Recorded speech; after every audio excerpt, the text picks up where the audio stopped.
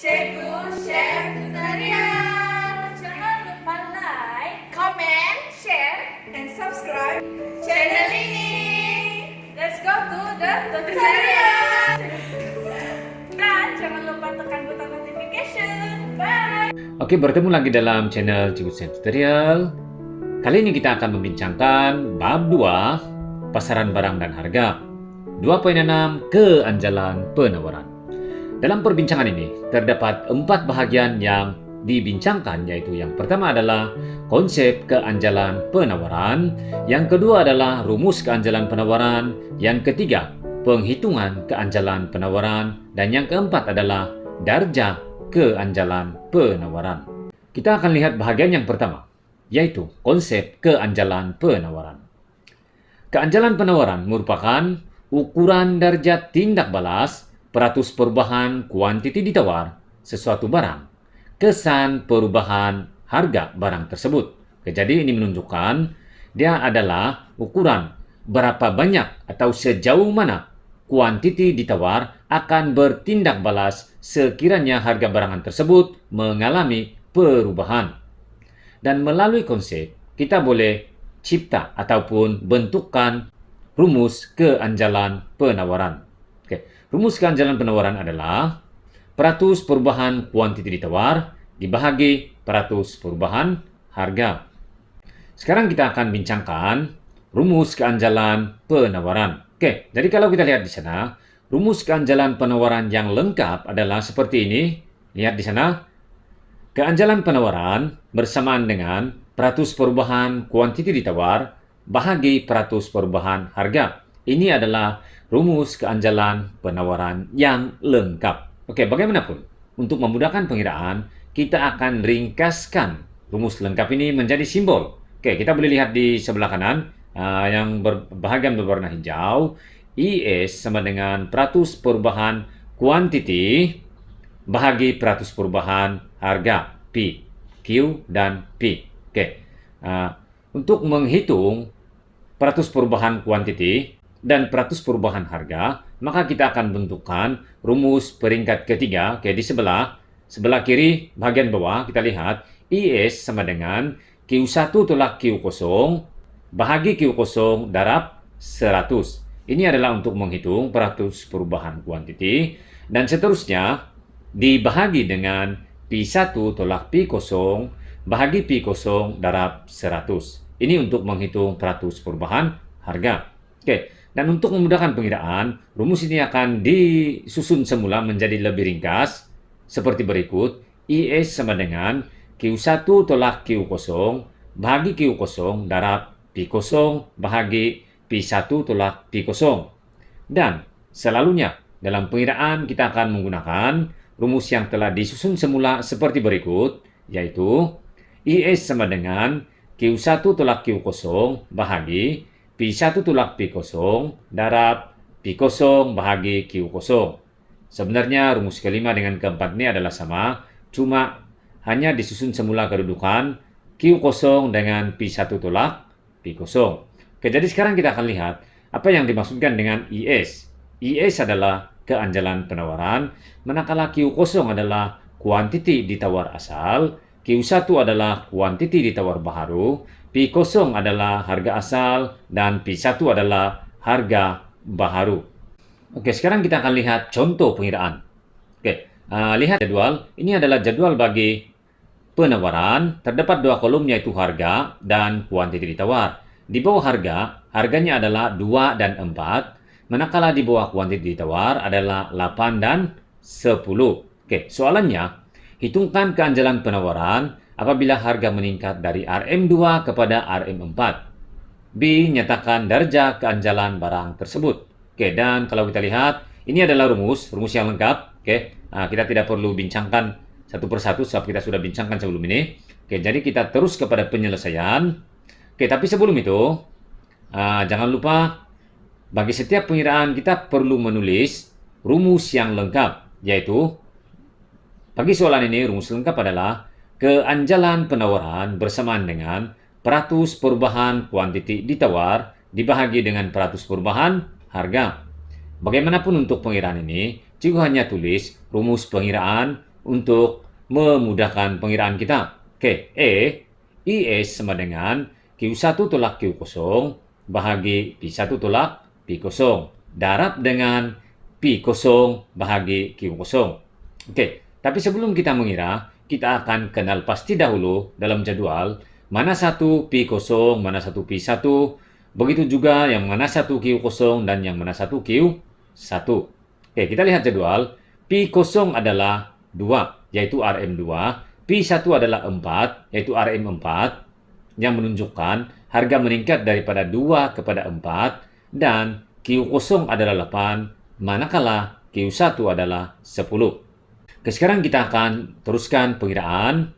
Maka IS sama dengan 10 tolak 8 dibahagi 4 tolak 2 didarab dengan 2 per 8. Kita dapati 2 per 2 darab 1 per 4. Seterusnya kita dapat 2 per 8. Dan akhirnya kita dapati IS sama dengan 0,25.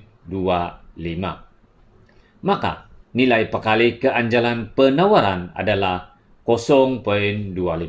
Jadi kalau kita lihat di sini, satu perkara penting yang perlu diingat adalah bagi keanjalan penawaran nilainya adalah positif.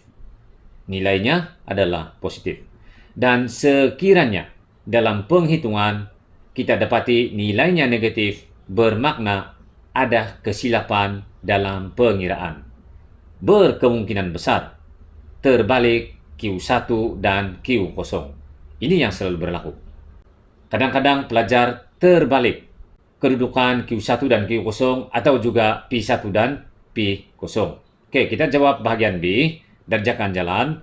Darjah keanjalan barang tersebut adalah tidak anjal karena nilai pekali keanjalan adalah berada di antara 0 dan 1.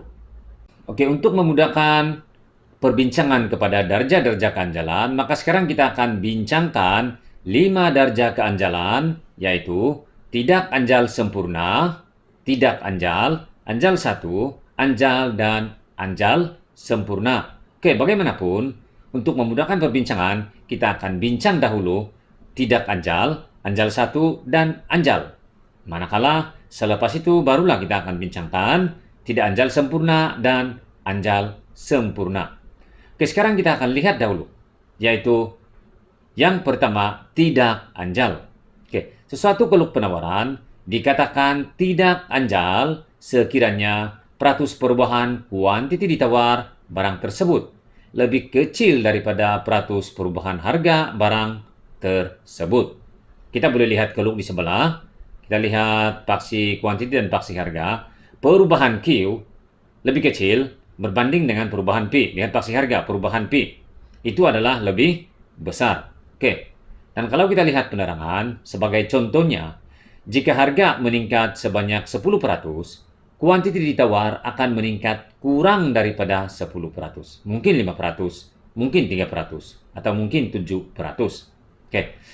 Dan kalau kita lihat dari segi pekali keanjalan, nilai pekali keanjalan adalah di antara 0 dan 1, yaitu IS besar daripada 0 tetapi kurang daripada 1. Contohnya, berkemungkinan 0,1, 0,2, atau sehingga 0,9. Kalau kita lihat dari segi keluk penawaran adalah curam. Oke, lihat semula keluk di sebelah, keluk penawaran adalah curam. Oke, contoh barangan adalah barangan pertanian seperti getah dan kelapa sawit. Sebab getah dan kelapa sawit memerlukan tempoh masa yang lama untuk mengeluarkan.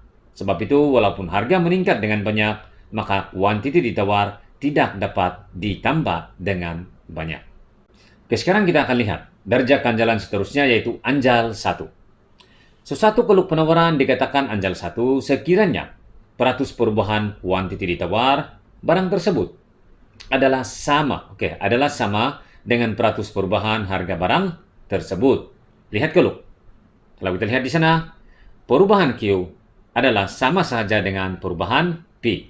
Oke, sebagai contohnya, jika harga meningkat sebanyak 10%, kuantiti ditawar akan meningkat sebanyak 10%. Sebaliknya, jika harga menurun sebanyak 10%, kuantiti ditawar juga akan menurun sebanyak 10%. Dan nilai pekali keanjalan adalah 1. IS sama dengan 1. Anjal 1 juga dikenali dengan anjal unity. Dan kalau kita lihat bentuk keluk penawaran. Keluk penawaran adalah bermula dari titik asalan. Ini bermakna, kalau kita lihat, mana-mana keluk yang bermula dari titik asalan itu adalah anjal 1. Lihat keluk di sebelah. Oke, terdapat 3 keluk penawaran yaitu S0, S1, dan S2. Ketiga-tiganya mempunyai keturunan berbeza, tetapi kesemuanya bermula dari titik asalan. Oleh itu, ketiga-tiga keluk penawaran tersebut adalah anjal 1. Jadi rumusannya, bagi anjal 1, dia haruslah bermula dari titik asalan. Derajat keanjalan seterusnya yang kita bincangkan adalah anjal. Penawaran anjal. Oke, keluk penawaran dikatakan anjal apabila peratus perubahan kuantiti ditawar, barang tersebut lebih besar daripada peratus perubahan harga barang tersebut. Kita lihat keluk di sebelah. Oke, kalau kita lihat, perubahan Q lebih besar daripada perubahan P. Sangat jelas sana perubahan Q lebih besar daripada perubahan P. Sebagai contohnya, jika harga meningkat sebanyak 10%, kuantiti ditawar akan meningkat lebih daripada 10%. Mungkin 15%, mungkin 20%, mungkin lebih besar lagi daripada itu. Oke, dan kalau kita lihat dari segi nilai pekali keanjalan, dia haruslah berada di antara 1 dan infinity. Ini bermakna IS besar daripada 1 tetapi kurang daripada infinity. Contohnya, mungkin 2, mungkin 4, mungkin 8, atau mungkin lebih besar daripada itu tetapi kurang daripada infinity. Maka, keluk penawaran adalah lebih landai. Kita lihat di sebelah, keluk di sebelah memang jelas keluk penawaran adalah lebih landai. Contoh barangan adalah barangan perindustrian seperti kasut dan baju, sebab barangan tersebut dapat ditambah dengan cepat dalam jangka masa yang singkat. Oke, seterusnya kita akan bincangkan dua lagi derajat keanjalan yang belum dibincangkan, yaitu adalah tidak anjal sempurna. Oke, sesuatu keluk penawaran dikatakan tidak anjal sempurna sekiranya peratus perubahan kuantiti ditawar adalah sifar. Ini bermakna perubahan harga tidak memberi kesan kepada kuantiti ditawar.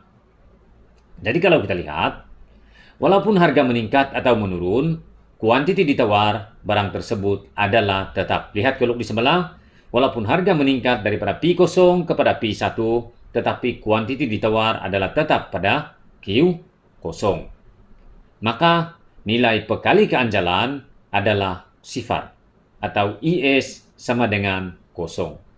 Dan kalau kita lihat dari segi bentuk keluk penawaran adalah menegak selari dengan paksi harga. Keluk penawaran tidak anjal sempurna menggambarkan pengeluaran jangka masa singkat, yaitu pengeluaran tidak dapat diubah walaupun berlaku perubahan harga. Seterusnya yang kelima adalah anjal sempurna. Sesuatu keluk penawaran dikatakan anjal sempurna sekiranya peratus perubahan harga adalah sifar. Kita lihat keluk di sebelah, harga tetap pada P0, yaitu pengeluar hanya akan menawarkan sesuatu barang pada tingkat harga tertentu, contohnya P0, dan tidak akan menawarkan barang pada harga yang lebih rendah. Dan kalau kita lihat, apabila harga meningkat, kuantiti ditawar adalah infinity, tidak terhingga. Tetapi apabila harga menurun, kuantiti ditawar adalah sifar. Maka nilai pekali keanjalan adalah infinity. IS adalah infinity.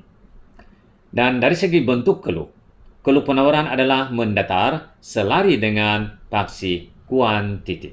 Ini adalah anjal sempurna. Oke, jadi kita sudah membincangkan 5 darjah keanjalan. Oke, sebelum kita mengakhiri perbincangan, kita akan buat rumusan terhadap kelima-lima darjah keanjalan penawaran tersebut. Oke, lihat grafik ini.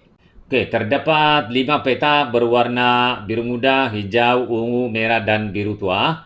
Oke, yang bahagian biru muda ini adalah tidak anjal sempurna. Lihat Keluk, dia menegak sepenuhnya. Dan nilai pekali keanjalan adalah kosong. Keluk adalah tegak. Kemudian bagi tidak anjal, lihat Keluk, dia adalah curam.